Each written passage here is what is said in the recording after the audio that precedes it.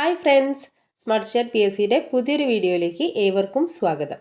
നിങ്ങൾ ഈ ചാനൽ ആദ്യമായി കാണുന്നവരാണെങ്കിൽ ചാനലൊന്ന് സബ്സ്ക്രൈബ് ചെയ്ത് സപ്പോർട്ട് ചെയ്യണേ. നമ്മൾ ഇന്ന് പഠിക്കാൻ പോകുന്നത് യൂണിവേഴ്സിറ്റി LGSൻ്റെ ക്വസ്റ്റ്യനും ആൻസറും അതിൻ്റെ റിലേറ്റഡ് ഫാക്ട്സുമാണ് നമ്മൾ പഠിക്കാൻ പോകുന്നത്.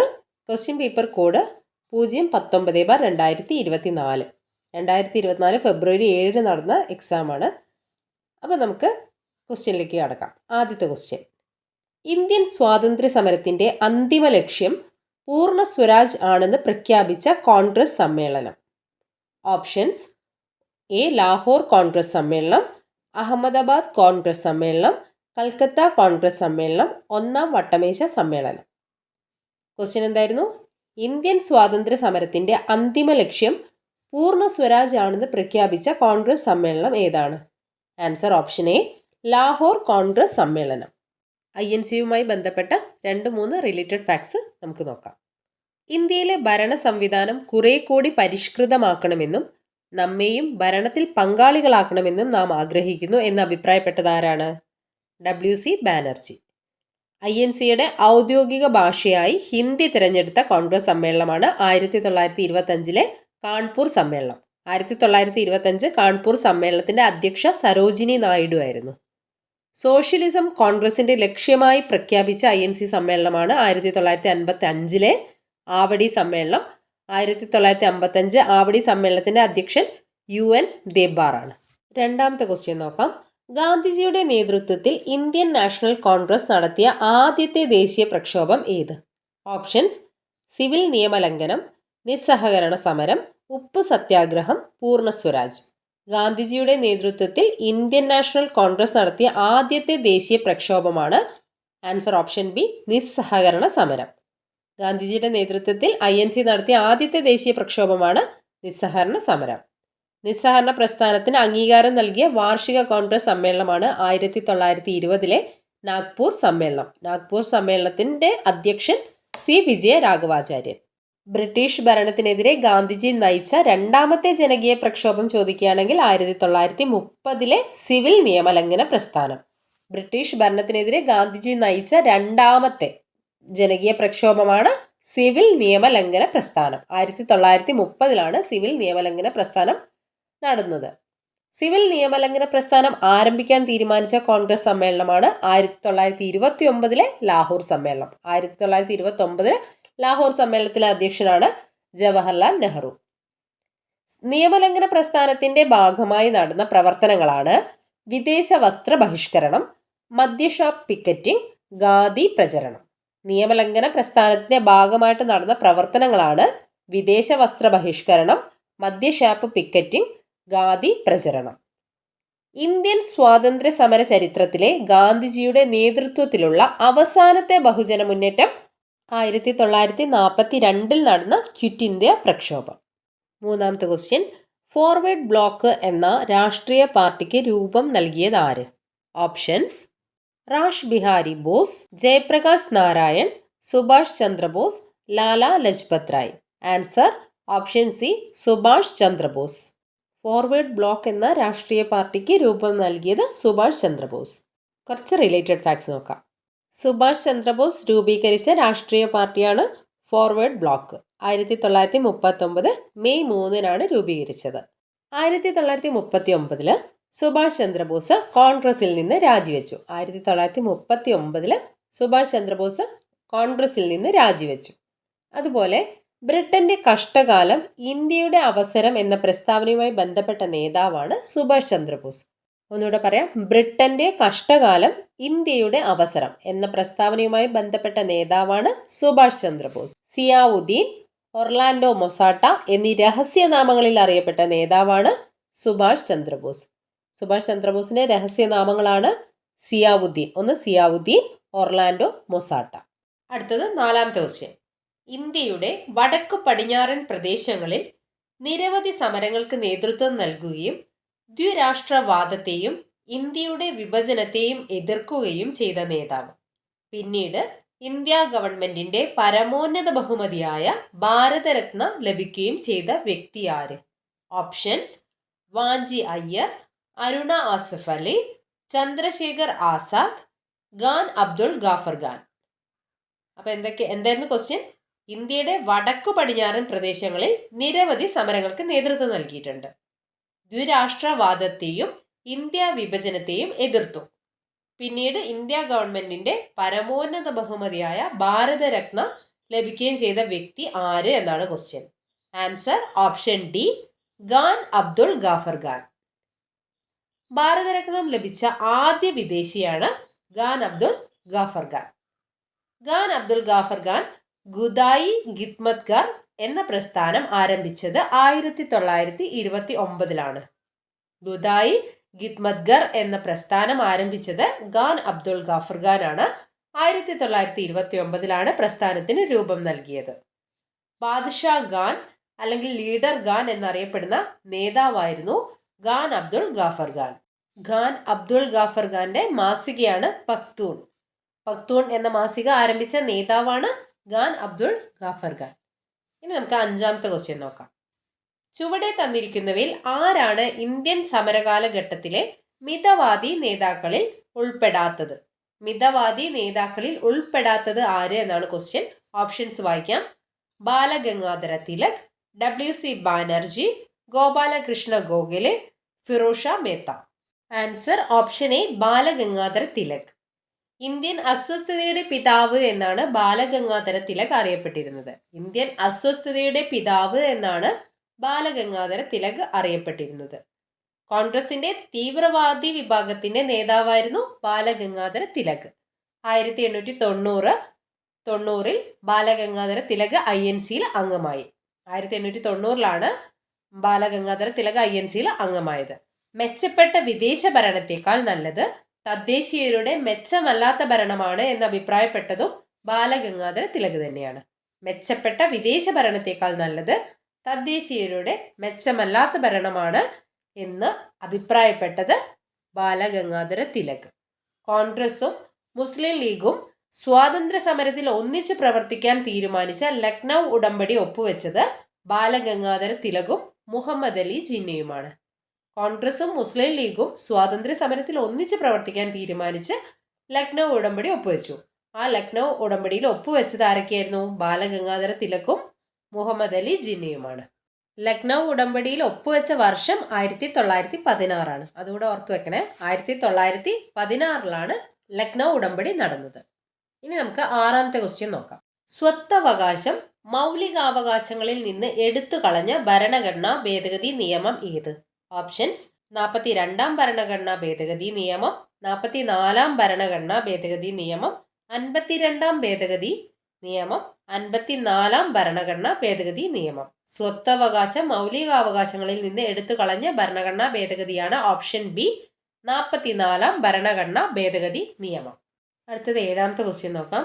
സംസ്ഥാനങ്ങളിലെ ഏറ്റവും ഉയർന്ന കോടതി ഏത്? ഓപ്ഷൻസ്: സുപ്രീം കോടതി, ജില്ലാ കോടതി, ഹൈക്കോടതി, മജിസ്ട്രേറ്റ് കോടതി. സംസ്ഥാനങ്ങളിലെ ഏറ്റവും ഉയർന്ന കോടതിയാണ് ഹൈക്കോടതി. സംസ്ഥാനങ്ങളിലെ ഏറ്റവും ഉയർന്ന കോടതിയാണ് ഹൈക്കോടതി. 1956 നവംബർ 1 കേരള ഹൈക്കോടതി സ്ഥാപിതമായത്. 1956 നവംബർ 1 കേരള ഹൈക്കോടതി സ്ഥാപിതമായത്. കേരള ഹൈക്കോടതിയുടെ ആസ്ഥാനം എറണാകുളമാണ്. കേരള ഹൈക്കോടതിയുടെ ആസ്ഥാനം എറണാകുളം. ഹൈക്കോടതി ചീഫ് ജസ്റ്റിസ് ആയ ആദ്യ ഇന്ത്യക്കാരൻ PB ചക്രവർത്തിയാണ്. ഹൈക്കോടതി ചീഫ് ജസ്റ്റിസ് ആയ ആദ്യ ഇന്ത്യക്കാരൻ PB ചക്രവർത്തി. ഹൈക്കോടതി ജഡ്ജിയായ ആദ്യ ഇന്ത്യക്കാരനാണ് ജസ്റ്റിസ് ശംഭുനാഥ് പണ്ഡിറ്റ്. കേരള ഹൈക്കോടതിയിൽ നിന്ന് രാജിവെച്ച ആദ്യ ജഡ്ജി VV ഗിരി. കേരള ഹൈക്കോടതിയിൽ നിന്ന് രാജിവെച്ച ആദ്യ ജഡ്ജിയാണ് VV ഗിരി. അടുത്തത് 8ാമത്തെ ക്വസ്റ്റ്യൻ നോക്കാം. ഭരണഘടനാ ഡ്രാഫ്റ്റിംഗ് കമ്മിറ്റിയുടെ അധ്യക്ഷൻ ആരായിരുന്നു? Options: Jawaharlal Nehru, doctor BR Ambedkar, doctor Rajendra Prasad, doctor S Radhakrishnan. ഭരണഘടനാ ഡ്രാഫ്റ്റിംഗ് കമ്മിറ്റിയുടെ അധ്യക്ഷനായിരുന്നു ഓപ്ഷൻ ബി, BR അംബേദ്കർ. ഭരണഘടനയുടെ കരട് രൂപം സമർപ്പിക്കുന്നതിന് വേണ്ടി രൂപീകരിച്ച കമ്മിറ്റിയാണ് drafting committee. 1947 August 29 drafting committee രൂപീകരിച്ചത്. ഇന്ത്യൻ ഭരണഘടനയുടെ ആദ്യ കരട് സമർപ്പിക്കപ്പെട്ട തീയതി 1948 ഫെബ്രുവരി 21. ഭരണഘടനയുടെ അവസാന കരട് ഡോക്ടർ BR അംബേദ്കർ ഭരണഘടനാ നിർമ്മാണ സഭയിൽ അവതരിപ്പിച്ച തീയതിയാണ് 1948 നവംബർ 4. 9ാമത്തെ ക്വസ്റ്റ്യൻ, ലോകത്തിലെ ഏറ്റവും വലിയ എഴുതപ്പെട്ട ഭരണഘടനയുള്ള രാജ്യം ഏത്? ഏറ്റവും വലിയ എഴുതപ്പെട്ട ഭരണഘടനയുള്ള രാജ്യം ഏത്? ഓപ്ഷൻസ്: ബ്രിട്ടൻ, ദക്ഷിണാഫ്രിക്ക, ഇന്ത്യ, ഫ്രാൻസ്. ലോകത്തിലെ ഏറ്റവും വലിയ എഴുതപ്പെട്ട ഭരണഘടനയാണ് ഓപ്ഷൻ സി, ഇന്ത്യ. ഏറ്റവും വലിയ എഴുതപ്പെട്ട ഭരണഘടനയുള്ള രാജ്യമാണ് ഇന്ത്യ. പുസ്തക രൂപത്തിൽ എഴുതി തയ്യാറാക്കാത്ത ഒരു രേഖയാണ് എഴുതപ്പെടാത്ത ഭരണഘടന എന്നതുകൊണ്ട് അർത്ഥമാക്കുന്നത്. രാജ്യത്തിന്റെ ഭരണ സംവിധാനങ്ങളെ സംബന്ധിക്കുന്ന അടിസ്ഥാന നിയമസംഹിതയാണ് ഭരണഘടന. ലോകത്തിലെ ഏറ്റവും ചെറുതും പഴക്കമുള്ളതുമായ ലിഖിത ഭരണഘടനയാണ് അമേരിക്കൻ ഭരണഘടന. ഭരണഘടന എന്ന ആശയം ഉദയം കൊണ്ട രാജ്യമാണ് ബ്രിട്ടൻ. ലിഖിത ഭരണഘടന എന്ന ആശയം ഉദയം കൊണ്ട രാജ്യം അമേരിക്കയാണ്. അടുത്തത് 10ാമത്തെ ക്വസ്റ്റ്യൻ, ഭരണഘടനയുടെ ആമുഖത്തിൽ സൂചിപ്പിച്ചിട്ടുള്ള അടിസ്ഥാന ലക്ഷ്യങ്ങളിൽ ഉൾപ്പെടാത്തത് ഏത്? ഓപ്ഷൻസ്: പരമാധികാരം, സ്ഥിതി സമത്വം, റിപ്പബ്ലിക്, മൗലികാവകാശങ്ങൾ. ഭരണഘടനയുടെ ആമുഖത്തിൽ സൂചിപ്പിച്ചിട്ടില്ലാത്തത് ഏതാണ് തന്നിരിക്കുന്നതിൽ? ഓപ്ഷൻ ഡി ആണ്, മൗലികാവകാശങ്ങൾ. ഇന്ത്യയുടെ പരമാധികാരം ജനങ്ങൾക്കാണെന്ന് പ്രസ്താവിക്കുന്ന ഭരണഘടനാ ഭാഗമാണ് ആമുഖം. ആമുഖം ഇന്ത്യൻ ഭരണഘടനയുടെ ഭാഗമാണെന്ന് സുപ്രീം കോടതി പ്രഖ്യാപിച്ച കേസാണ് കേശവാനന്ദ ഭാരതി കേസ്. ആമുഖത്തെ ഇന്ത്യയുടെ രാഷ്ട്രീയ ജാതകം എന്ന് വിശേഷിപ്പിച്ചത് KM മുൻഷിയാണ്. ഭരണഘടനയുടെ ആത്മാവും ഹൃദയവും ആത്മാവും ആണ് ആമുഖം എന്ന് വിശേഷിപ്പിച്ചത് താക്കൂർദാസ് ഭാർഗവ്. ഇന്ത്യൻ ഭരണഘടനയുടെ താക്കോൽ, ഭരണഘടനയുടെ ജീവൻ എന്നിങ്ങനെ അറിയപ്പെടുന്നത് ആമുഖമാണ്. ഭരണഘടന നിലവിൽ വരുന്ന സമയത്ത് ആമുഖമനുസരിച്ച് ഇന്ത്യ ഒരു പരമാധികാര ജനാധിപത്യ റിപ്പബ്ലിക് ആയിരുന്നു. പക്ഷേ നിലവിൽ അത് ഭേദഗതി വന്നു. 42ാം ഭേദഗതി നിയമപ്രകാരം ഇന്ത്യ ഒരു പരമാധികാര സോഷ്യലിസ്റ്റ് മതേതര ജനാധിപത്യ റിപ്പബ്ലിക് ആണ്. ഭരണഘടന നിലവിൽ വന്ന സമയത്ത് ആമുഖമനുസരിച്ച് ഇന്ത്യ ഒരു പരമാധികാര ജനാധിപത്യ റിപ്പബ്ലിക് എന്നായിരുന്നു. പക്ഷേ ഭേദഗതി പ്രകാരം 42ാം ഭേദഗതി പ്രകാരം ചേഞ്ച് വന്നിട്ടുണ്ട്. ഇന്ത്യ ഒരു പരമാധികാര സോഷ്യലിസ്റ്റ് മതേതര ജനാധിപത്യ റിപ്പബ്ലിക് ആയിട്ട് മാറി. 1976 42ാം ഭരണഘടനാ ഭേദഗതി നിയമപ്രകാരം പുതിയ മാറ്റങ്ങൾ എന്തൊക്കെയാണ് വന്നത്? അതിൽ കൂട്ടിച്ചേർത്തത് സോഷ്യലിസം, മതേതരത്വം എന്നീ വാക്കുകൾ കൂട്ടിച്ചേർത്തു.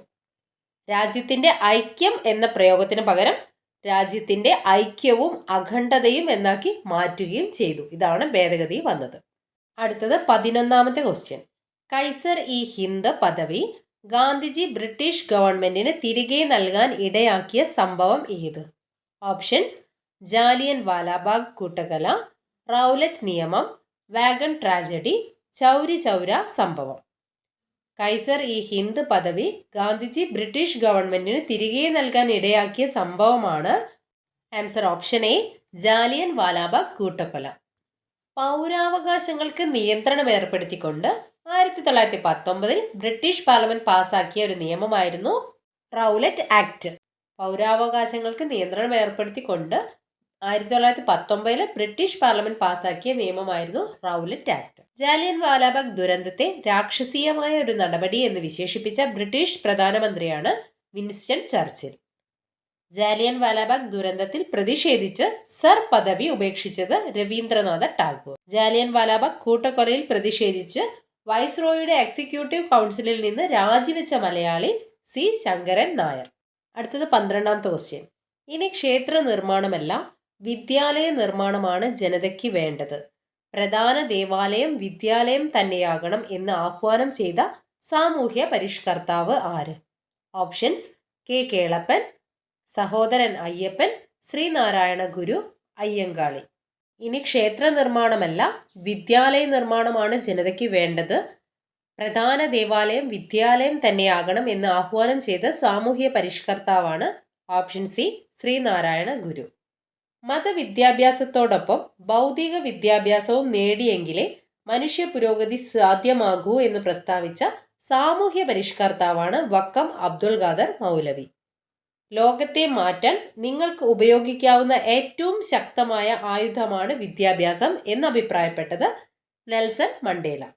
വിദ്യാഭ്യാസത്തിന്റെ ദിശ ഒരു മനുഷ്യന്റെ ജീവിതത്തെ നിർണയിക്കും എന്ന് അഭിപ്രായപ്പെട്ടത് പ്ലേറ്റോ. അടുത്തത് 13ാമത്തെ ക്വസ്റ്റ്യൻ, ചട്ടമ്പി സ്വാമികളുടെ യഥാർത്ഥ പേര് എന്ത്? ഓപ്ഷൻസ് നരേന്ദ്രൻ, കുമാരഗുരുദേവൻ, അയ്യപ്പൻ, നാണു. ചട്ടമ്പി സ്വാമികളുടെ യഥാർത്ഥ പേരാണ് ഓപ്ഷൻ സി അയ്യപ്പൻ. ചട്ടമ്പി സ്വാമികളുടെ ബാല്യകാല നാമമാണ് കുഞ്ഞൻ പിള്ള. ചട്ടമ്പി സ്വാമികൾക്ക് സന്യാസ ജീവിതകാലത്ത് ഷൺമുഖദാസൻ എന്ന പേര് നൽകിയത് തൈക്കാട് അയ്യയാണ്. അടുത്തത് 14ാമത്തെ ക്വസ്റ്റ്യൻ. പഴശ്ശി കലാപം അടിച്ചമർത്തിയ ബ്രിട്ടീഷ് സബ് കളക്ടർ ആര്? Options Thomas Harvey Baber, Francisco Almeida, Albuquerque, Ralph Fitch. Pazhassi കലാപം അടിച്ചമർത്തിയ ബ്രിട്ടീഷ് സബ് കളക്ടറാണ് answer option A Thomas Harvey Baber. 2 Pazhassi കലാപങ്ങളാണ് നടന്നത്. അതിൽ ഒന്നാം പഴശ്ശി കലാപം നടന്നത് 1793 മുതൽ 1797 വരെ. ഒന്നാം പഴശ്ശി കലാപം 1793 മുതൽ 1797 വരെ. രണ്ടാം പഴശ്ശി കലാപം നടന്നത് 1800 തൊട്ട് 1805 വരെ.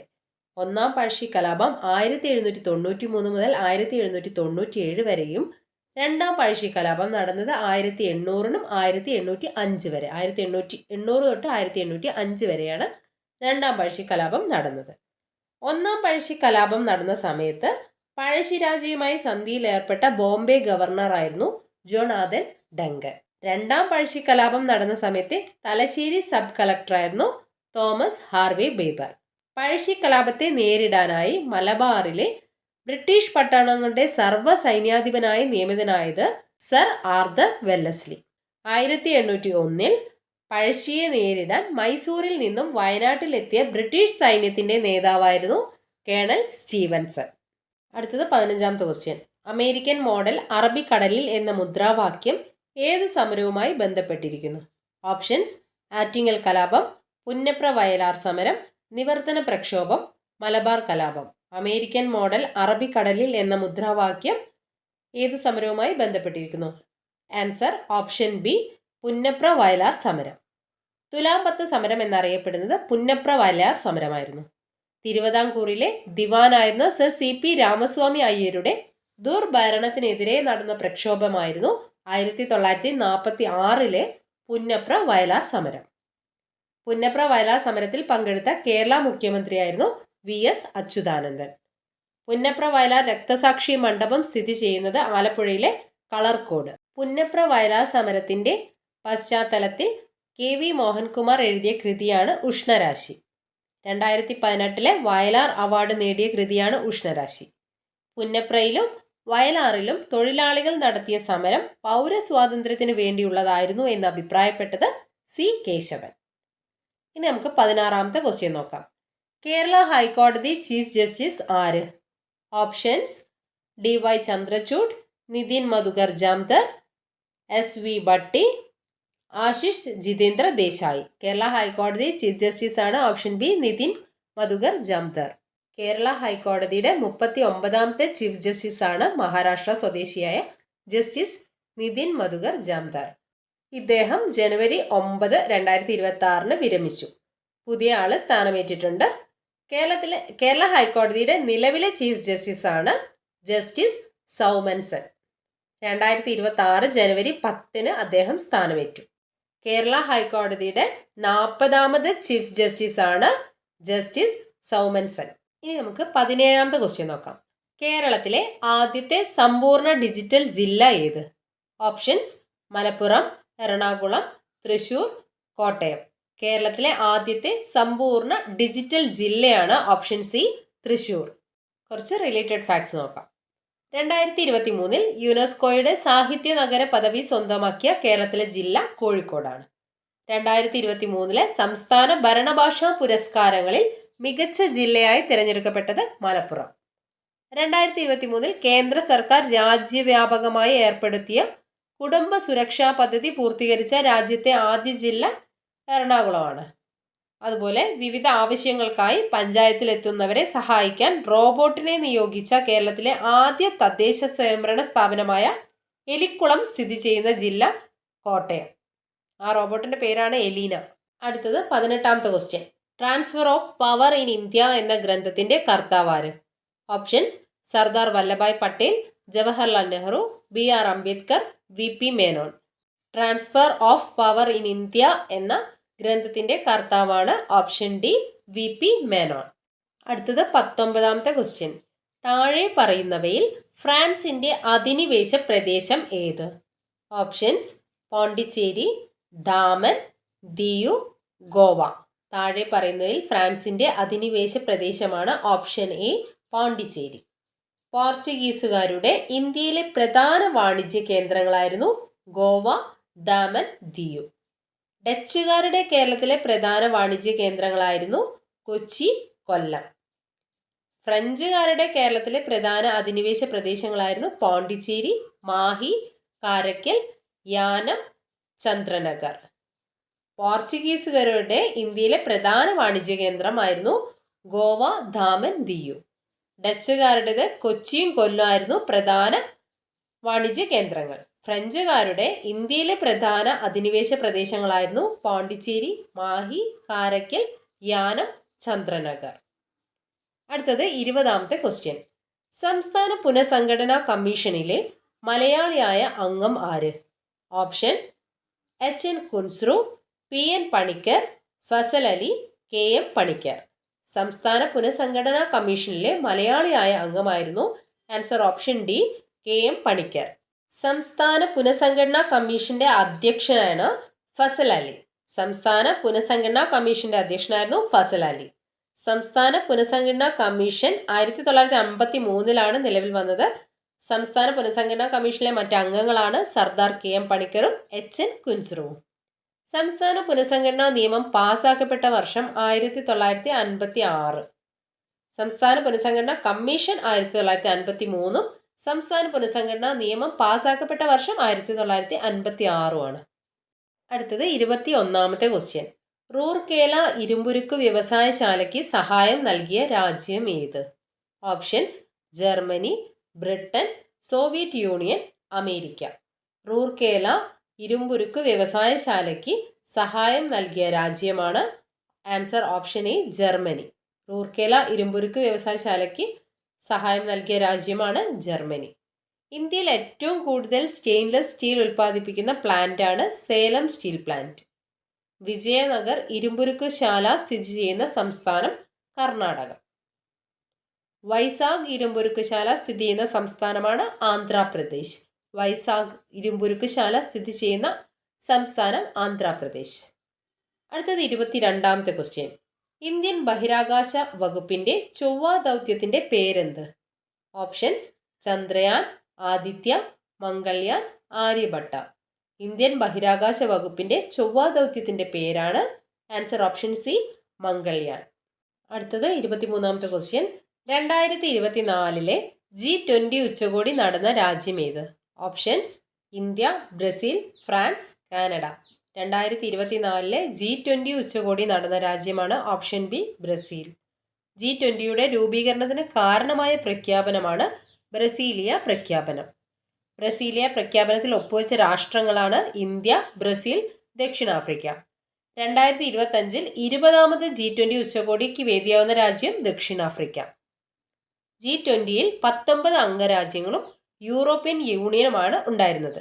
2023 ആഫ്രിക്കൻ യൂണിയൻ സ്ഥിരാംഗമായതോടുകൂടി G20 എന്നത് 21 അംഗങ്ങളോടുകൂടി G21 ആയി മാറിയിട്ടുണ്ട്. അടുത്തത് 24ാമത്തെ ക്വസ്റ്റ്യൻ. ചന്ദ്രയാൻ 3 ദൗത്യത്തിന്റെ റോവർ അറിയപ്പെടുന്നത്?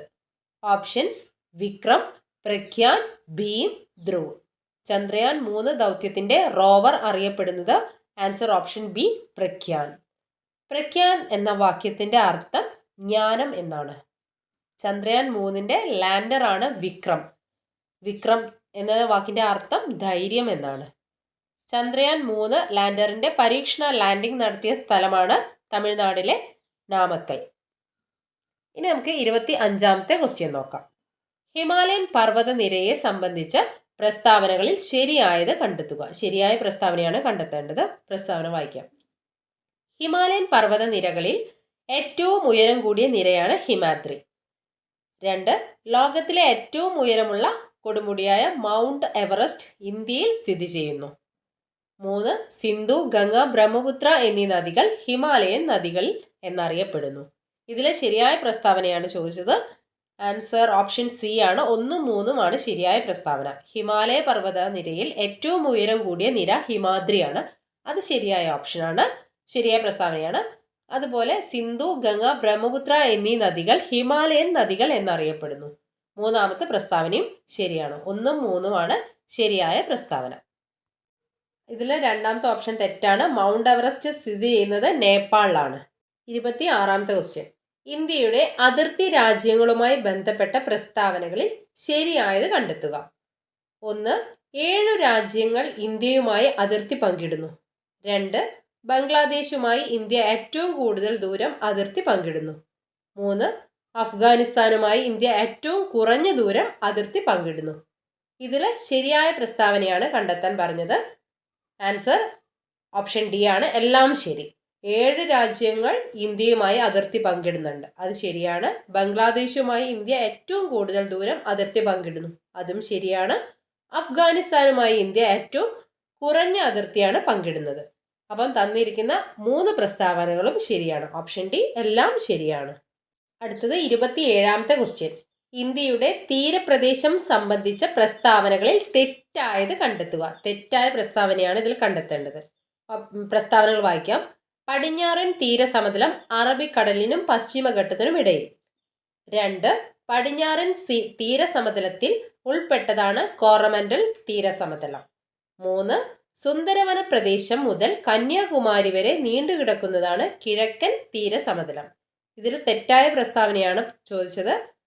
Answer option B. 2ാമത്തെ പ്രസ്താവന മാത്രമാണ് തെറ്റ്. കുറച്ച് റിലേറ്റഡ് പോയിന്റ്സ് പറയാം. ഇന്ത്യയുടെ തീരദേശ ദൈർഘ്യം 7516.6 കിലോമീറ്റർ ആണ്. ഇന്ത്യയുടെ തീരദേശ ദൈർഘ്യം 7516.6 കിലോമീറ്റർ ആണ്. ഇന്ത്യക്ക് കിഴക്കൻ തീരസമതലമുണ്ട്, പടിഞ്ഞാറൻ തീരസമതലമാണുള്ളത്. കിഴക്കൻ തീരസമതലത്തെ 2ആയി തിരിച്ചിരിക്കുന്നു, പടിഞ്ഞാറൻ തീരസമതലത്തെ 3ആയി തിരിച്ചിരിക്കുന്നു.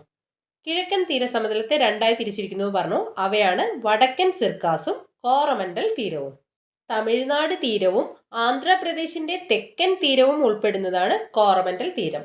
ആന്ധ്രാപ്രദേശിന്റെ വടക്ക് ഭാഗവും ഒഡീഷ, ബംഗാൾ എന്നിവയുടെ തീരപ്രദേശവും ഉൾപ്പെടുന്നതാണ് വടക്കൻ സിർക്കാസ്. പിന്നെ പടിഞ്ഞാറൻ തീരസമതലത്തെ 3ആയി തിരിച്ചിരിക്കുന്നു എന്ന് പറഞ്ഞു. ഗുജറാത്ത് തീരം, കൊങ്കൺ തീരം, മലബാർ തീരം. അടുത്തത് 28ാമത്തെ ക്വസ്റ്റ്യൻ. ഇന്ത്യയുടെ ദേശീയ പ്രതീകങ്ങൾ സംബന്ധിച്ച് ശരിയായത് കണ്ടെത്തുക. ശരിയായ പ്രസ്താവനയാണ് ചോദിച്ചത്. പ്രസ്താവന വായിക്കാം. 1. ഇന്ത്യയുടെ ദേശീയ കായിക വിനോദം ഹോക്കി. 2. ഇന്ത്യയുടെ ദേശീയ പൈതൃക ജീവി ആന. 3ാമത്തെ പ്രസ്താവന ഇന്ത്യയുടെ ദേശീയ ഗീതം ജനഗണമന. ഇതിൽ ശരിയായ പ്രസ്താവനയാണ് കണ്ടെത്താൻ പറഞ്ഞത്. Answer option A. 1ഉം 2ഉം ശരിയാണ്. ഇന്ത്യയുടെ ദേശീയ കായിക വിനോദം ഹോക്കിയാണ്. ഇന്ത്യയുടെ ദേശീയ പൈതൃക ജീവി ആനയാണ്. അത് 2 ശരിയാണ്. ഇന്ത്യയുടെ ദേശീയ ഗീതം ജനഗണമന എന്ന് പറയുന്നു, അത് തെറ്റാണ്. ഇന്ത്യയുടെ ദേശീയ ഗീതം വന്ദേ മാതരാണ്. 1950 ജനുവരി 24-നാണ് വന്ദേ മാതരം ഇന്ത്യയുടെ ദേശീയ ഗീതമായി അംഗീകരിച്ചത്. അടുത്തത് 29ാമത്തെ ക്വസ്റ്റ്യൻ. ഇന്ത്യയിലെ നദീതീര പട്ടണങ്ങൾ സംബന്ധിച്ച പ്രസ്താവനയിൽ ശരിയായത് കണ്ടെത്തുക. ഓപ്ഷൻസ്.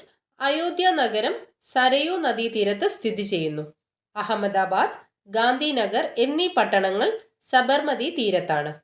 കൊൽക്കത്ത, ഹൗറ നദികൾ ഹുഗ്ലി നദീതീരത്താണ്.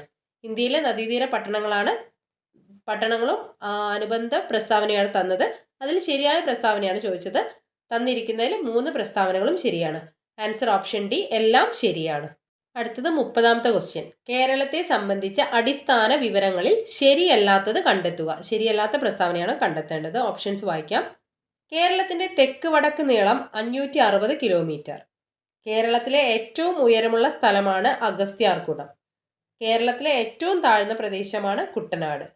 അതിൽ തെറ്റായ പ്രസ്താവനയാണ് ചോദിച്ചത്. Answer B. 2 മാത്രമാണ് തെറ്റ്. 1ാമത്തെ പ്രസ്താവന കേരളത്തിന്റെ തെക്ക് വടക്ക് നീളം 560 കിലോമീറ്റർ ആണ്, അത് ശരിയാണ്. കേരളത്തിന്റെ ഏറ്റവും താഴ്ന്ന പ്രദേശം കുട്ടനാട്, അതും ശരിയാണ്. കേരളത്തിന്റെ ഏറ്റവും ഉയരമുള്ള സ്ഥലം അഗസ്ത്യാർകൂടം ആണെന്ന് പറയുന്നത് അത് തെറ്റാണ്. കേരളത്തിലെ ഏറ്റവും ഉയരം കൂടിയ കൊടുമുടിയാണ് ആനമുടി. അതാണ് കേരളത്തിലെ ഏറ്റവും ഉയരം കൂടിയ സ്ഥലം. ആനമുടിയുടെ ഉയരം 2695 മീറ്റർ ആണ്. കേരളത്തിലെ ഏറ്റവും ഉയരം കൂടിയ കൊടുമുടി ആനമുടിയാണ്, 2695 മീറ്റർ. കേരളത്തിലെ രണ്ടാമത്തെ ഉയരം കൂടിയ കൊടുമുടി മീശപ്പുലിമലയാണ്. 2640 മീറ്ററാണ് ഉയരം. കേരളത്തിൻ്റെ കിഴക്ക് പടിഞ്ഞാറ് ശരാശരി വീതി 60 കിലോമീറ്ററാണ്. ഇന്ത്യൻ ഉപഭൂഖണ്ഡത്തിൽ കേരളത്തിൻ്റെ സ്ഥാനം എന്ന് പറയുന്നത് ഇന്ത്യയുടെ തെക്ക് പടിഞ്ഞാറായിട്ടാണ്. കേരളത്തിലെ മലനാടിൻ്റെ ശരാശരി ഉയരം 900 മീറ്ററും. അടുത്തത് 31ാമത്തെ ക്വസ്റ്റ്യൻ. കേരളത്തിലെ നദികളെ സംബന്ധിച്ച പ്രസ്താവനകളിൽ ശരിയായത് കണ്ടെത്തുക.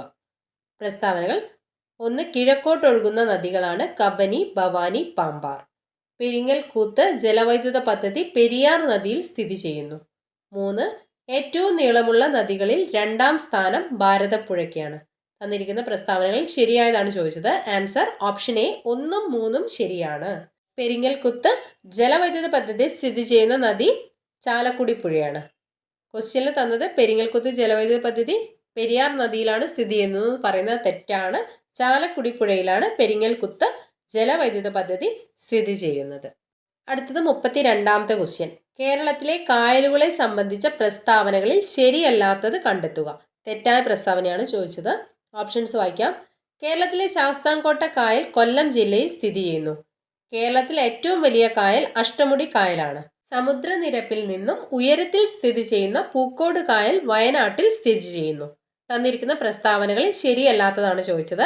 ആൻസർ ഓപ്ഷൻ ബി 2 മാത്രം. 2 മാത്രമാണ് തെറ്റായിരിക്കുന്നത്. കേരളത്തിലെ ശാസ്താംകോട്ട കായൽ കൊല്ലം ജില്ലയിൽ സ്ഥിതി ചെയ്യുന്നു. ഈ ഓപ്ഷൻ ശരിയാണ്. സമുദ്രനിരപ്പിൽ നിന്നും ഉയരത്തിൽ സ്ഥിതി ചെയ്യുന്ന പൂക്കോട് കായൽ വയനാട്ടിൽ സ്ഥിതി ചെയ്യുന്നു. അതും ശരിയാണ്. കേരളത്തിലെ ഏറ്റവും വലിയ കായൽ വേമ്പനാട് കായലാണ്. കേരളത്തിലെ ഏറ്റവും വലിയ കായൽ വേമ്പനാട് കായലാണ്. ഏറ്റവും വലിയ രണ്ടാമത്തെ കായൽ, കേരളത്തിലെ ഏറ്റവും വലിയ രണ്ടാമത്തെ കായൽ അഷ്ടമുടി കായലാണ്. കേരളത്തിലെ ഏറ്റവും വലിയ ശുദ്ധജല തടാകമാണ് ശാസ്താംകോട്ട കായൽ. അടുത്തത് 33ാമത്തെ ക്വസ്റ്റ്യൻ നോക്കാം. താഴെ പറയുന്ന പ്രസ്താവനകളിൽ ശരിയായത് കണ്ടെത്തുക. കൊല്ലത്തെ തമിഴ്നാടുമായി ബന്ധിപ്പിക്കുന്ന ചുരമാണ് താമരശ്ശേരി ചുരം. വയനാട് ചുരം സ്ഥിതി ചെയ്യുന്ന ജില്ല കോഴിക്കോട് ജില്ല. കേരളത്തിലെ ഏറ്റവും വലിയ ചുരം പാലക്കാട് ചുരം. ഇതിലെ ശരിയായ പ്രസ്താവനകളാണ് ചോദിച്ചത്. ആൻസർ ഓപ്ഷൻ ബി 2ഉം 3ഉം ശരിയാണ്. വയനാട് ചുരം സ്ഥിതി ചെയ്യുന്ന ജില്ല കോഴിക്കോട് ജില്ലയാണ്. കേരളത്തിലെ ഏറ്റവും വലിയ ചുരമാണ് പാലക്കാട് ചുരം. അത് രണ്ടും ശരിയാണ്. വയനാടിൻ്റെ പ്രവേശന കവാടം എന്നറിയപ്പെടുന്നത് താമരശ്ശേരി ചുരമാണ്. താമരശ്ശേരി ചുരം കോഴിക്കോടിനെ വയനാടുമായിട്ടാണ് ബന്ധിപ്പിക്കുന്നത്. അതുപോലെ കൊല്ലത്തെ തമിഴ്നാടുമായി ബന്ധിപ്പിക്കുന്ന ചുരമാണ് ആര്യങ്കാവ് ചുരം. കൊല്ലത്തെ തമിഴ്നാടുമായി ബന്ധിപ്പിക്കുന്ന ചുരമാണ് ആര്യങ്കാവ് ചുരം. പശ്ചിമഘട്ടത്തിന് കുറുകെ സ്ഥിതി ചെയ്യുന്ന ഏറ്റവും പ്രധാന മലമ്പാതയാണ് പാലക്കാട് ചുരം. പാലക്കാട് ചുരത്തിൻ്റെ നീളം 80 കിലോമീറ്ററാണ്. പാലക്കാട് ചുരത്തിൻ്റെ ശരാശരി ഉയരം 144 മീറ്ററും. ഇനി നമുക്ക് 34ാമത്തെ ക്വസ്റ്റ്യൻ നോക്കാം. കേരളത്തിലെ മത്സ്യബന്ധന തുറമുഖങ്ങളും അവ സ്ഥിതി ചെയ്യുന്ന ജില്ലകളും ശരിയായ രീതിയിൽ യോജിച്ചവ കണ്ടെത്തുക. ഓപ്ഷൻസ്: നീണ്ടകര തിരുവനന്തപുരം, അഴീക്കൽ കണ്ണൂർ, പൊന്നാനി മലപ്പുറം, കായംകുളം എറണാകുളം. ശരിയായ രീതിയിൽ മാച്ച് ചെയ്തത് ആൻസർ എ 2ഉം 3ഉം ആണ് ശരിയായത്. അഴീക്കൽ, കണ്ണൂർ, പൊന്നാനി, മലപ്പുറം. കേരളത്തിലെ പ്രധാനപ്പെട്ട മത്സ്യബന്ധന തുറമുഖങ്ങൾ നോക്കാം. തിരുവനന്തപുരം ജില്ലയിലുള്ള മത്സ്യബന്ധന തുറമുഖങ്ങളാണ് വിഴിഞ്ഞം, മുതലപ്പൊഴി. കൊല്ലത്തുള്ളതാണ് തങ്കശ്ശേരി, നീണ്ടകര. ആലപ്പുഴ ജില്ലയിലുള്ള പ്രധാന മത്സ്യബന്ധന തുറമുഖങ്ങളാണ് കായംകുളം, തോട്ടപ്പള്ളി. എറണാകുളത്ത് മുനമ്പം, ചെല്ലാനം. തൃശ്ശൂർ ചേറ്റുവ. കോഴിക്കോട് ബേപ്പൂർ, പുതിയാപ്പ, ചോമ്പാൽ. കണ്ണൂരുള്ള പ്രധാന മത്സ്യബന്ധന തുറമുഖമാണ് തലായി, മാപ്പിള ബേ. കാസർഗോഡ് ചെറുവത്തൂർ, മഞ്ചേശ്വരം. അടുത്തത് 35ാമത്തെ ക്വസ്റ്റ്യൻ. കേരളത്തിലെ വൈദ്യുത പദ്ധതി സംബന്ധിച്ച് ശരിയായ പ്രസ്താവനകൾ കണ്ടെത്തുക. കേരളത്തിലെ വൈദ്യുത ഉൽപാദനത്തിൻ്റെ പ്രധാന സ്രോതസ്സ് ജലമാണ്. കേരളത്തിലെ ആദ്യ ജലവൈദ്യുത പദ്ധതി പള്ളിവാസൽ ആണ്. കേരളത്തിലെ ഏറ്റവും വലിയ ജലവൈദ്യുത പദ്ധതി ഇടുക്കി ജലവൈദ്യുത പദ്ധതിയാണ്. ഇതിൽ ശരിയായ പ്രസ്താവനകളാണ് ചോദിച്ചത്. ആൻസർ ഓപ്ഷൻ ഡി എല്ലാം ശരിയാണ്. തന്നിരിക്കുന്ന എല്ലാ പ്രസ്താവനകളും ശരിയാണ്. കേരളത്തിലെ വൈദ്യുത ഉൽപാദനത്തിൻ്റെ പ്രധാന സ്രോതസ്സ് എന്ന് പറയുന്നത് ജലമാണ്. ശരിയാണ്. കേരളത്തിലെ ആദ്യ ജലവൈദ്യുത പദ്ധതിയാണ് പള്ളിവാസൽ ജലവൈദ്യുത പദ്ധതി. കേരളത്തിലെ ഏറ്റവും വലിയ ജലവൈദ്യുത പദ്ധതി ഇടുക്കി ജലവൈദ്യുത പദ്ധതിയാണ്. ആദ്യത്തേത് പള്ളിവാസൽ ജലവൈദ്യുത പദ്ധതിയും കേരളത്തിലെ ഏറ്റവും വലിയ ജലവൈദ്യുത പദ്ധതി ഇടുക്കി ജലവൈദ്യുത പദ്ധതിയുമാണ്. കേരളത്തിലെ രണ്ടാമത്തെ വലിയ ജലവൈദ്യുത പദ്ധതി നിലയമാണ് ശബരിഗിരി. സ്ഥിതി ചെയ്യുന്നത് പത്തനംതിട്ടയാണ്. 1966 സ്ഥാപിതമായത്. ശബരിഗിരി ജലവൈദ്യുത പദ്ധതിയുടെ ജലസംഭരണികൾ സ്ഥിതി ചെയ്യുന്ന നദികളാണ് പമ്പ നദി, കക്കി നദി. അടുത്തത് 36ാമത്തെ ക്വസ്റ്റ്യൻ. കേരളത്തിലെ വന്യജീവി സങ്കേതങ്ങളും അവ സ്ഥിതി ചെയ്യുന്ന ജില്ലകളും ശരിയായി യോജിച്ച ജോഡികൾ കണ്ടെത്തുക. ഓപ്ഷൻസ്: കരിമ്പുഴ മലപ്പുറം, ചിമ്മിനി പാലക്കാട്, ചെന്തുരുണി കൊല്ലം, ചൂലന്നൂർ തൃശ്ശൂർ. അപ്പോൾ തന്നിരിക്കുന്ന വന്യജീവി സങ്കേതങ്ങളും അവ സ്ഥിതി ചെയ്യുന്ന ജില്ലകളും ആണ് തന്നിരിക്കുന്നത്. അവ ശരിയായിട്ടുള്ളതാണ് ചോദിച്ചത്. ആൻസർ ഓപ്ഷൻ എ 1ഉം 3ഉം ശരിയാണ്. കരിമ്പുഴ മലപ്പുറം, ചെന്തുരുണി കൊല്ലം, ഈ 2 ഓപ്ഷൻസുമാണ് ശരിയായിട്ടുള്ളത്. ചിമ്മിനി വന്യജീവി സങ്കേതം സ്ഥിതി ചെയ്യുന്നത് തൃശ്ശൂരാണ്. അതുപോലെ ചൂലന്നൂർ വന്യജീവി സങ്കേതം സ്ഥിതി ചെയ്യുന്നത് പാലക്കാടാണ്. ഇടുക്കി വന്യജീവി സങ്കേതം സ്ഥിതി ചെയ്യുന്ന കേരളത്തിലെ താലൂക്കാണ് തൊടുപുഴ, ഉടുമ്പൻ ചോല. ചിമ്മിനി വന്യജീവി സങ്കേതം സ്ഥിതി ചെയ്യുന്നത് മുകുന്ദപുരം, തൃശ്ശൂരാണ്. കേരളത്തിൽ മയിലുകളുടെ സംരക്ഷണത്തിനായി രൂപം കൊടുത്ത ഒരേ ഒരു വന്യജീവി സങ്കേതമാണ് ചൂലന്നൂർ. പാലക്കാടുള്ള ചൂലന്നൂരാണ് കേരളത്തിൽ മയിലുകളുടെ സംരക്ഷണത്തിനായി രൂപം കൊടുത്ത ഒരേ ഒരു വന്യജീവി സങ്കേതം. കുഞ്ചൻ നമ്പ്യാർ സ്മൃതിവനം എന്നറിയപ്പെടുന്ന പക്ഷി സങ്കേതമാണ് ചൂലന്നൂർ. അടുത്തത് 37ാമത്തെ ക്വസ്റ്റ്യൻ. സൈലന്റ് വാലി ദേശീയോദ്യാനം സംബന്ധിച്ച പ്രസ്താവനകളിൽ തെറ്റായത് കണ്ടെത്തുക. തെറ്റായ പ്രസ്താവനയാണ് ചോദിച്ചത്. ഓപ്ഷൻസ്: വംശനാശ ഭീഷണി നേരിടുന്ന സിംഹവാലൻ കുരങ്ങുകൾ കാണപ്പെടുന്നു. ചീവീടുകൾ അപൂർവമായതുകൊണ്ടാണ് ഈ പ്രദേശത്തിന് നിശബ്ദ താഴ്വര എന്ന പേര് വന്നത്. 1984 നിലവിൽ വന്ന ഇത് മലപ്പുറം ജില്ലയിൽ സ്ഥിതി ചെയ്യുന്നു. അപ്പോൾ സൈലന്റ് വാലി ദേശീയോദ്യാനത്തെ പറ്റിയുള്ള പ്രസ്താവനകളാണ് തന്നത്. അതിൽ തെറ്റായ പ്രസ്താവനയാണ് ചോദിച്ചത്. ആൻസർ ഓപ്ഷൻ സി 3 മാത്രമാണ് തെറ്റായിട്ടുള്ള പ്രസ്താവന. സൈലന്റ് വാലി സ്ഥിതി ചെയ്യുന്ന ജില്ല പാലക്കാട് ജില്ലയാണ്. 1984 ദേശീയോദ്യാനമായ സൈലന്റ് വാലി സ്ഥിതി ചെയ്യുന്ന താലൂക്ക് മണ്ണാർക്കാട് താലൂക്കാണ്. ജില്ല പാലക്കാട് ജില്ലയാണ്. സൈലന്റ് വാലി ദേശീയോദ്യാനമായി ഉദ്ഘാടനം ചെയ്യപ്പെട്ടത് 1985 സൈലന്റ് വാലി ദേശീയോദ്യാനം ഉൾപ്പെടുന്ന ബയോസ്ഫിയർ റിസർവ് ആണ് നീലഗിരി ബയോസ്ഫിയർ റിസർവ്. അടുത്തത് 38ാമത്തെ ക്വസ്റ്റ്യൻ. കേരളത്തിലെ കായിക രംഗവുമായി ബന്ധപ്പെട്ട പ്രസ്താവനകളിൽ ശരിയായത് കണ്ടെത്തുക. കേരളത്തിലെ കായിക രംഗവുമായി ബന്ധപ്പെട്ട പ്രസ്താവനകൾ ശരിയായ പ്രസ്താവനയാണ് ചോദിച്ചത്. ഓപ്ഷൻസ്: കായിക കേരളത്തിന്റെ പിതാവ് എന്നറിയപ്പെടുന്നത് ഗോദവർമ്മ രാജ. ഒളിമ്പിക്സിൽ പങ്കെടുത്ത ആദ്യത്തെ മലയാളി വനിതയാണ് PT ഉഷ. ഇന്ത്യക്ക് വേണ്ടി യൂറോപ്യൻ വോളിബോൾ ലീഗിൽ കളിച്ച ആദ്യത്തെ ഏഷ്യക്കാരൻ ജിമ്മി ജോർജ്. അപ്പോൾ തന്നിരിക്കുന്ന പ്രസ്താവനകളിൽ ശരിയായതാണ് ചോദിച്ചത്. ആൻസർ ഓപ്ഷൻ ഡി എല്ലാം ശരിയാണ്. തന്നിരിക്കുന്ന എല്ലാ പ്രസ്താവനകളും ശരിയാണ്. അടുത്തത് 39ാമത്തെ ക്വസ്റ്റ്യൻ. കേരളത്തിലെ തദ്ദേശ സ്വയംഭരണ സ്ഥാപനങ്ങളെ സംബന്ധിച്ച തെറ്റായ പ്രസ്താവന കണ്ടെത്തുക. ഓപ്ഷൻസ് വായിക്കാം. കേരള നിയമസഭ 1992 കേരള പഞ്ചായത്തി രാജ് നിയമം പാസാക്കി. കേരളത്തിൽ 941 ഗ്രാമപഞ്ചായത്തുകളും 152 ബ്ലോക്ക് പഞ്ചായത്തുകളും നിലവിലുണ്ട്. തദ്ദേശ സ്വയംഭരണ വകുപ്പ് മന്ത്രി MB രാജേഷ് ആണ്. ഇതിൽ തെറ്റായ പ്രസ്താവനയാണ് ചോദിച്ചത്. ആൻസർ ഓപ്ഷൻ ഡി 1 മാത്രമാണ് തെറ്റായിട്ടുള്ള പ്രസ്താവന. കേരളത്തിൽ ത്രിതല പഞ്ചായത്തി രാജ് നിയമം പാസ്സാക്കപ്പെട്ട തീയതി 1994 ഏപ്രിൽ 23 അതുപോലെ ത്രിതല പഞ്ചായത്ത് സംവിധാനം കേരളത്തിൽ നിലവിൽ വന്ന തീയതി 1995 ഒക്ടോബർ 2. കേരള പഞ്ചായത്തി രാജ് നിയമം പാസ്സാക്കപ്പെടുമ്പോൾ മുഖ്യമന്ത്രി K. കരുണാകരൻ. ഇനി നമുക്ക് നോക്കാനുള്ളത് 40ാമത്തെ ക്വസ്റ്റ്യൻ ആണ്. താഴെ പറയുന്ന പ്രസ്താവനകളിൽ തെറ്റായത് കണ്ടെത്താനാണ് പറഞ്ഞത്. കേരള സ്പീക്കർ AN ഷംസീർ ആണ്. കേരള ഹൈക്കോടതി ചീഫ് ജസ്റ്റിസ് DY ചന്ദ്രചൂഡ് ആണ്. കേരള ഗവർണർ രാജേന്ദ്ര അർലേക്കർ ആണ്. അതിൽ തെറ്റായ ഓപ്ഷനാണ് ചോദിച്ചത്. ആൻസർ ഓപ്ഷൻ 2 മാത്രമാണ് തെറ്റെന്ന് പറയുന്നു. ഇതിൽ നിയമനം മാറ്റമുണ്ട്, പുതിയ ആൾക്കാർ വന്നിട്ടുണ്ട്. ഇന്നത്തെ ക്ലാസ്സിൽ തന്നെ പറഞ്ഞിരുന്നു. അത് കേട്ടവർ ശരിയായ ആൻസർ ഒന്ന് കമൻറ്റ് ബോക്സിൽ കമൻറ്റ് ചെയ്യാം. ഓക്കെ, അപ്പോൾ ഇന്നത്തെ ക്ലാസ്സിൽ യൂണിവേഴ്സിറ്റി LGSൻ്റെ ക്വസ്റ്റ്യൻ പേപ്പറിൽ ആദ്യത്തെ 40 ക്വസ്റ്റ്യനും റിലേറ്റഡ് ഫാക്ട്സുമാണ് നമ്മൾ പഠിച്ചത്. അപ്പം അടുത്ത 40 ക്വസ്റ്റ്യനും കൂടെ വരുമ്പോൾ വീഡിയോ നല്ല ലോങ് ആയി പോവും. അതുകൊണ്ട് സെക്കൻഡ് പാർട്ടിൽ ബാക്കി 40 ക്വസ്റ്റ്യനും കൂടെ ഇൻക്ലൂഡ് ചെയ്യും. അതിൻ്റെ റിലേറ്റഡ് ഫാക്ട്സ് കൂടെ നമുക്ക് അടുത്ത പാർട്ടിൽ പഠിക്കാം. അപ്പോൾ ഇന്നത്തെ വീഡിയോ ഇഷ്ടമായിട്ടുണ്ടെങ്കിൽ ലൈക്ക് ചെയ്യാനും കൂട്ടുകാർക്ക് ഷെയർ ചെയ്ത് കൊടുക്കാനും മറക്കരുത്. അതുപോലെ ചാനൽ ആദ്യമായിട്ട് കാണുന്നവരാണെങ്കിൽ ചാനൽ ഒന്ന് സബ്സ്ക്രൈബ് ചെയ്ത് സപ്പോർട്ട് ചെയ്യുകയും ചെയ്യണേ. Thank you for watching.